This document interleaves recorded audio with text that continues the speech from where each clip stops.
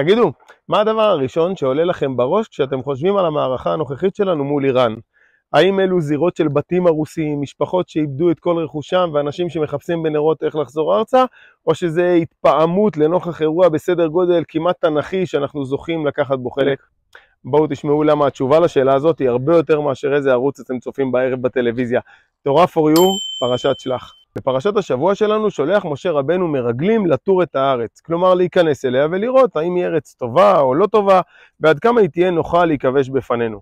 רוב המרגלים שחוזרים מהשליחות הזו בוחרים לשים את הפוקוס בדיווחים שלהם דווקא על הקשיים ועל הדברים הרעים שיש בדרך, והם כל כך מאדירים אותם עד שהמסקנה שלהם זו ארץ שלא שווה להיכנס אליה. המחיר גבוה מדי. אבל בניגוד לדרך שבה בחרו רוב המרגלים לפרש ולהציג את המציאות, עומדים שני מרגלים אחרים, כלב ויהושע, ובפיהם רוח אחרת. והם באים למשה רבנו ואומרים לו, "עלה נעלה כי יכול נוכל." זאת אומרת, יש קשיים בדרך, לא הולך להיות פשוט בכלל.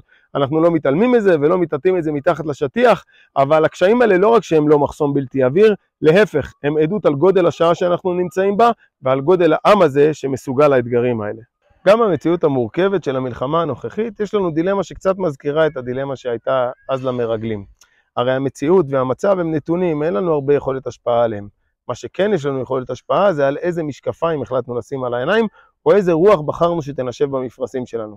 האם אנחנו רוצים להיות כמו אותם 10 המרגלים שהקשיים הועדרו אצלם עד כדי חוסר יכולת להיכנס לארץ, או שמא אנחנו רוצים להיות כמו כלב ויהושע שאמרו, "עלה נעלה כי יכול נוכל." יש קשיים, אבל הם רק יעלו אותנו למעלה. בהצלחה, שבת שלום.